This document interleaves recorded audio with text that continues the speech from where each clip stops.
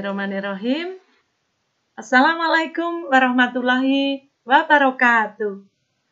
Semangat pagi anak-anakku. Gimana kabar kalian hari ini? Semoga sehat selalu ya. Tetap semangat walaupun belajar dari rumah. Ketemu lagi dengan Bu Fat. Kita akan belajar IPA. Nah, sebelum kita mulai anak-anakku, mari kita berdoa dulu. Berdoa, silakan.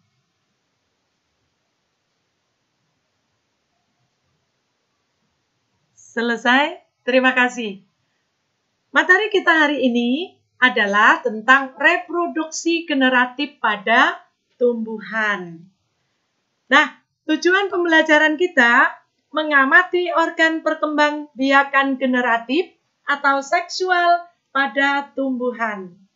Perkembangbiakan generatif pada tumbuhan adalah perkembangbiakan dengan cara seksual atau kawin yang dilakukan oleh tumbuhan berbiji. Proses awal pada perkembangbiakan ini adalah penyerbukan, kemudian dilanjutkan dengan pembuahan. Karena dikerjakan secara seksual, maka tumbuhan berbiji memiliki alat kelamin jantan dan alat kelamin betina. Perhatikan, di sini ada alat kelamin pada bunga. Nah, ini bunga sepatu.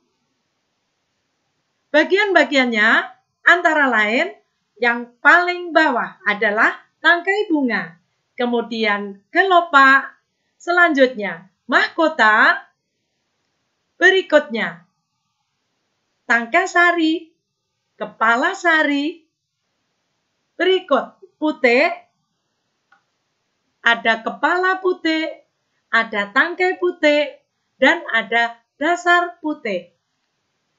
Di dalamnya ada bakal buah, yang paling dalam adalah bakal biji.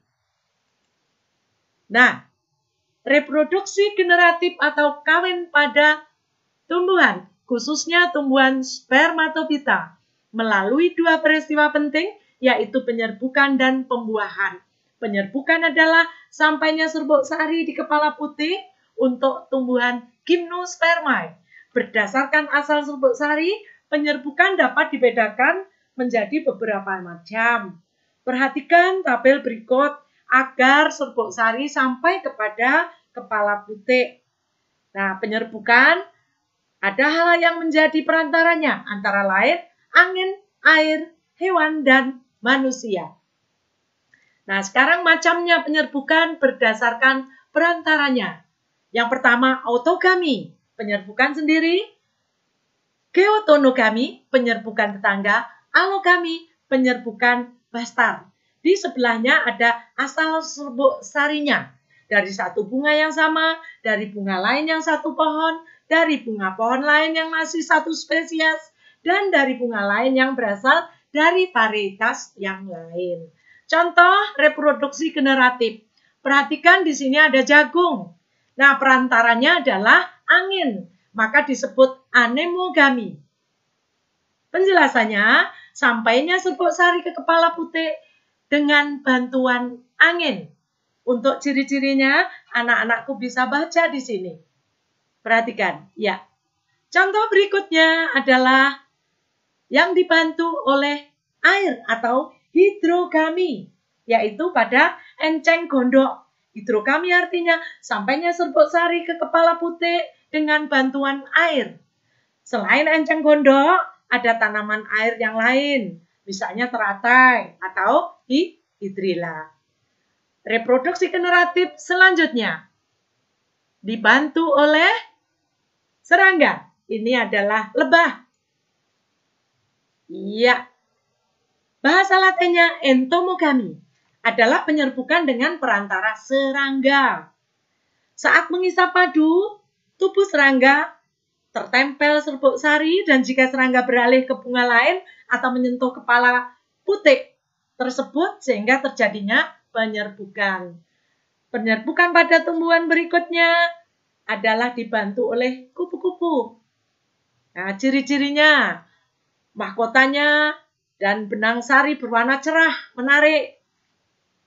Benang sari ada di dalam bunga. Kepala sari bersatu di bagian dasar. Serbuk sari hanya sedikit, putih, lengket, dan kecil. Bunganya biasanya berbau harum. Selanjutnya reproduksi generatif yang dibantu oleh burung atau ornitogami. Ornitogami adalah penyerbukan dengan bantuan burung. Berikutnya dibantu oleh kelelawar, yaitu kripterogami. Penyerbukan dengan bantuan kelelawar. Tentunya kalau kelelawar pasti pada malam hari. Selanjutnya adalah malakogami. Penyerbukan yang terjadi dengan bantuan siput. Contoh selanjutnya, penyerbukan dibantu oleh manusia, yaitu pada tanaman vanili atau antropogami. Penyerbukan yang sengaja dilakukan oleh manusia, misalnya penyerbukan pada bunga tumbuhan vanili dan beberapa jenis anggrek. Anakku, berikutnya pembuahan pada gymnospermae, tumbuhan berbiji terbuka. Nah, ini contohnya adalah pada cemara atau pinus. Ya, jadi bentuk daunnya seperti duri. Oke. Selanjutnya proses penyerbukan. Serbuk sari yang sampai pada tetes penyerbukan terdiri dari dua sel, yaitu sel generatif dan sel vegetatif. Saat pembuahan, bulu serbuk dari sari bergerak ke ruang sarkegonium. Bersamaan dengan itu, sel generatif membelah menjadi dua, yaitu satu disebut dislokator, sel dinding, dan yang lain disebut sel spermatogen. Pembuahan pada gymnospermae. Sesampainya di ruang arkegonium, sel generatif lenyap dan spermatozoid dilepaskan ke dalam ruang arkegonium yang berisi cairan sehingga spermatozoid dapat berenang-renang. Di dalamnya kemudian terjadilah pembuahan sel telur oleh spermatozoid yang menghasilkan zigot sebagai calon embrio. Ya, jadi seperti itu. Pembuahan pada angiospermae atau tumbuhan berbiji tertutup.